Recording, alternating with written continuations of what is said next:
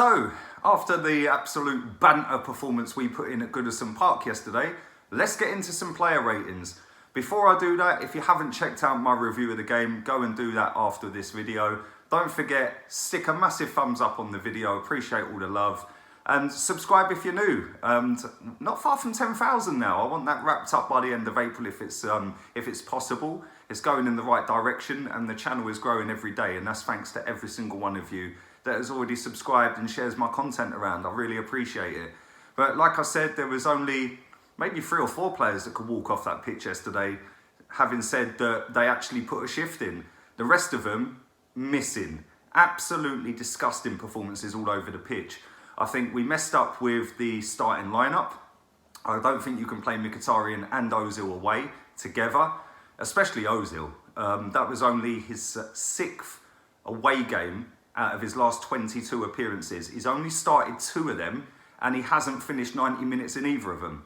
Coincidence that we lost when he starts? Nope, not at all. But it is what it is. Emery gave him the captain's armband. He didn't lead like a captain. Not entirely his fault. It weren't just him that was poor yesterday. There was other players that were equally as bad, if not worse.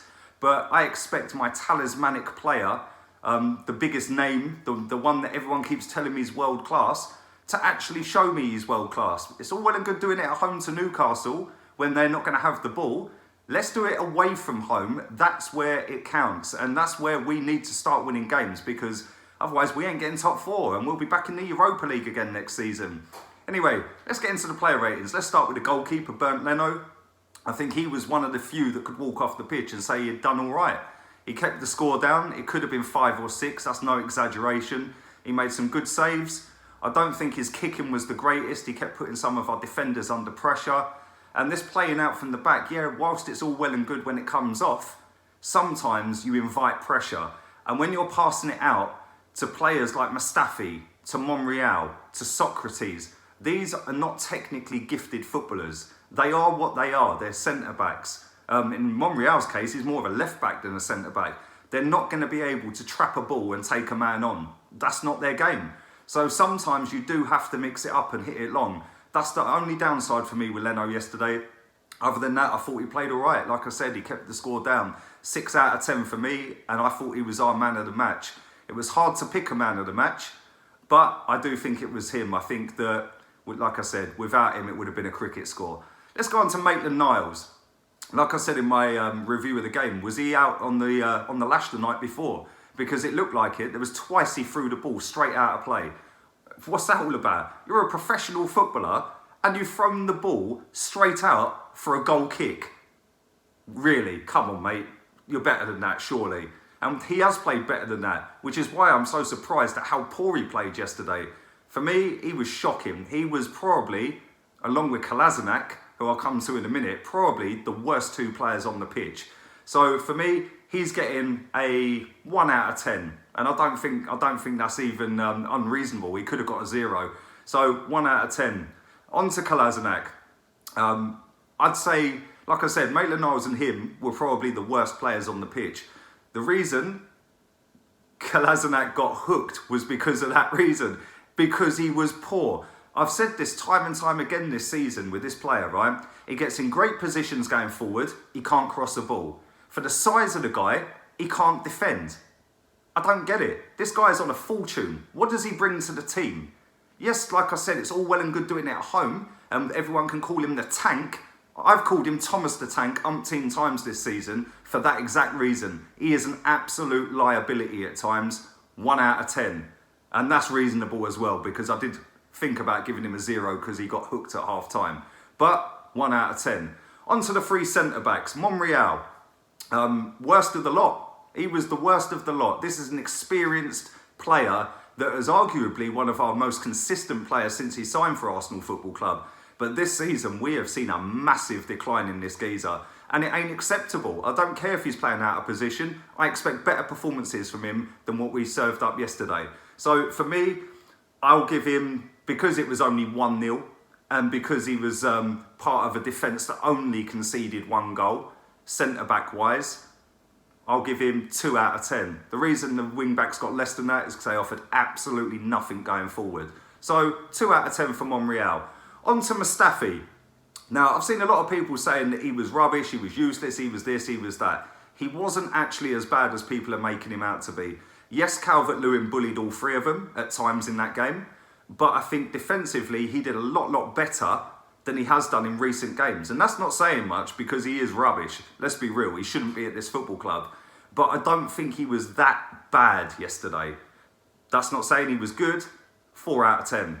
Socrates, again, along with Bernd Leno, kept the score down. Some vital blocks this guy made from Sigurdsson, 2 or 3 from Sigurdsson. I think there was one from Theo Walcott as well. So between him and Leno, they kept it from being embarrassing, like really embarrassing. So for me, he was the best of the centre-backs. An average 5 for me. I don't think he offered anything. Like I said, for the fact that he got booked early on for a stupid foul that he didn't have to make on the halfway line, he couldn't then play his normal game and he was on a knife edge for the rest of it. And Calvert-Lewin bullied all 3 of them at times, like I've said, but I think that he did do better than the other 2 in terms of blocking shots that were goal bound. So 5 out of 10.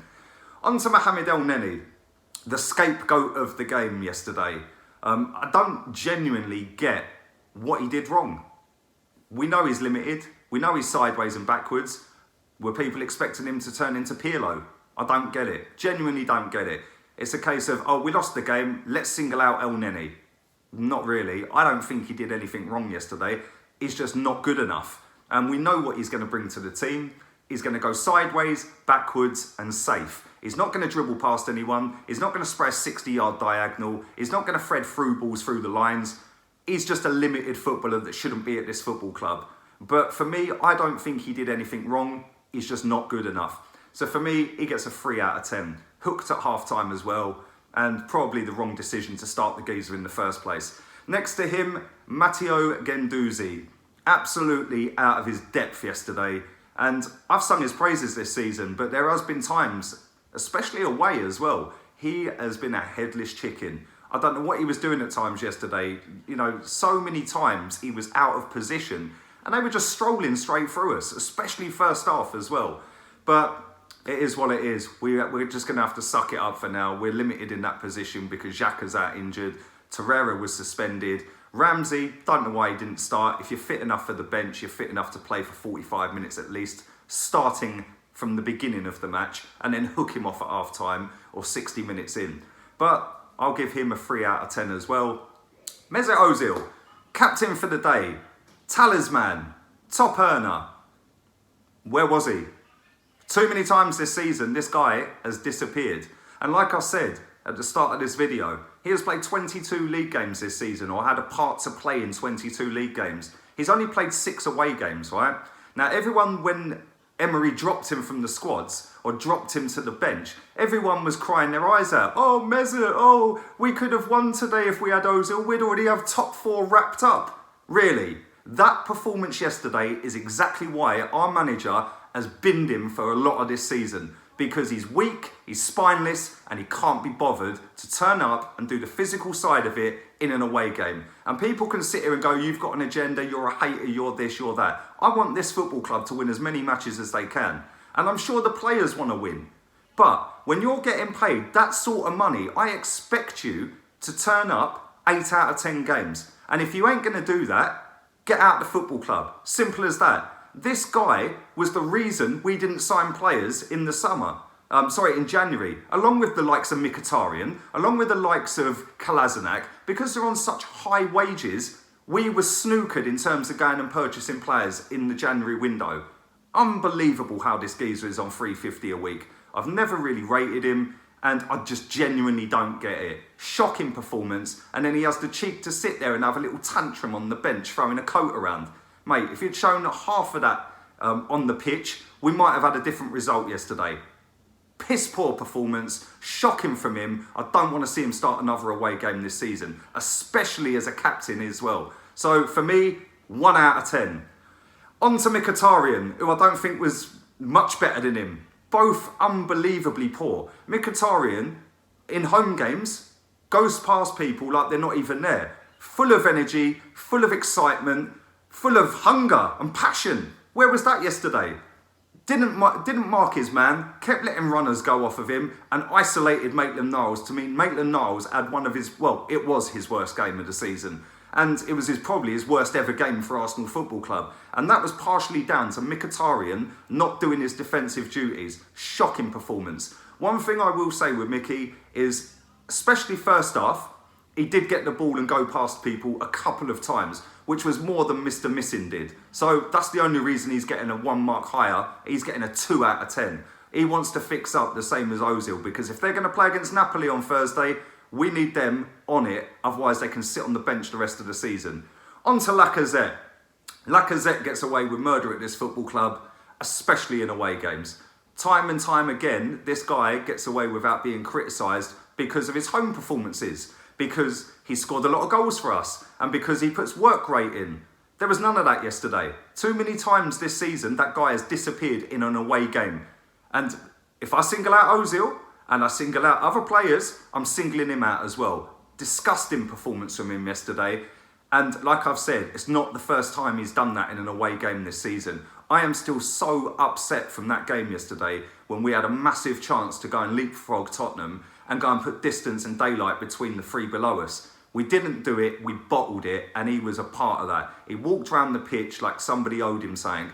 And when we play well, and we press and we harry and we close people down, he's normally the front one that does that and starts that and is the leader on the pitch. There was none of that yesterday. Shocking performance from him, 1 out of 10. On to the substitutes.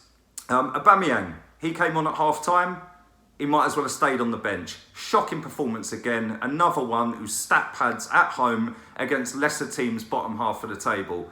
Didn't want it when he came on. How many touches did he have? What did he do? What did he genuinely do when he came on? Absolutely nothing. 1 out of 10. Aaron Ramsey, another one that came on at half-time, should have scored. Within the first couple of minutes, he blazed one over the bar, should have scored. That would have got us back in the game. It might have been a different result at the end of it. But for me, I thought that he actually played fairly well. I think he should have started. He didn't. But his energy levels were there, and that makes it even more shocking that he didn't start. 4 out of 10. Last but by no means least, Alex Iwobi.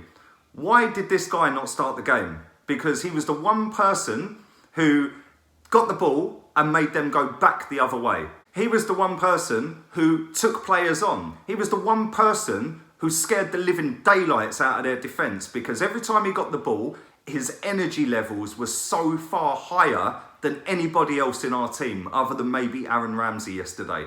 But he didn't start the game. Was he saving him for Napoli? Come on, man. We're at the business end of the season now. You cannot be saving players for certain matches, especially if you want to finish third in the table or get that Champions League spot by finishing fourth. You have to start your best team. Emery really wound me up yesterday. The players wound me up, but I do think Alex Iwobi was one that could walk off that pitch and say, do you know what? I gave that a shot yesterday. 5 out of 10. It weren't fantastic, but he looked head and shoulders above most of them on the pitch yesterday. And he hardly played any minutes of the game. Should have brought him on at half-time. I did tweet that, but obviously Emery don't read my tweets. Anyway, on to the manager himself. I think he got his starting lineup absolutely so far away from what it should have been. And that's not just singling out Guendouzi or El Neni, because I actually think starting Ozil and Mkhitaryan was a bigger issue than starting Guendouzi and El Neni together. You can't start two players that don't want to defend and a week away from home. At least with the other two, you know they've got a bit of energy levels and they're going to try and play it safe and they're going to try and keep the ball. And they're not going to do anything stupid, although Guendouzi tried a few times yesterday. But I think he got it wrong. He should have started Iwobi. He should have started Aaron Ramsey. It is what it is. We lost the game. We fully deserved to get slapped, and it should have been more. 1 out of 10, worst performance of the season from our manager, and he needs to fix that quick. And last but no means least, our travelling away fans that drove all the way to Liverpool for that performance. They sung their hearts out. The only thing I will say is singing and clapping Theo Walcott when he's coming onto the pitch when you're 1-0 down was quite worrying. Other than that, you can't knock our away fans. They're absolutely superb more often than not. And I felt quite sorry for them. I know a few people that went up there yesterday, some of them from travelling from down London, Essex way. And that is an absolute mission. I've done it last season and I've done it for Liverpool as well. It's a long journey, especially on a Sunday and especially when you offered absolutely nothing on the football pitch. So I'll give the fans 8 out of 10. Anyway, that's my player ratings. That's my little rant over. I can breathe again now and I need to calm myself down because I am so upset with that performance. It still hurts. I wonder how many of them players are hurting today. I could probably count on, well, one hand and still have fingers left because none of them really care. Let's be real. They don't feel it like us. They go back to their mansions and their big paycheck and their model wife and their fast cars. They don't care about Arsenal Football Club. They care about the idea of playing for Arsenal Football Club because it gives them exposure and money. That's all they care about. And until we get rid of some of these players, we'll always be in this position. So anyway, until next time, I am out of here for now. Don't forget, keep your eyes peeled. Later this week, I have got a new feature dropping on this channel. I'm not going to say anything now. My lips are sealed. So keep your eyes peeled for that. Turn the notifications on. Subscribe, like and share. Leave all your player ratings down there and I'll do my best to answer as many as I can. I'm out of here. Laters, peeps.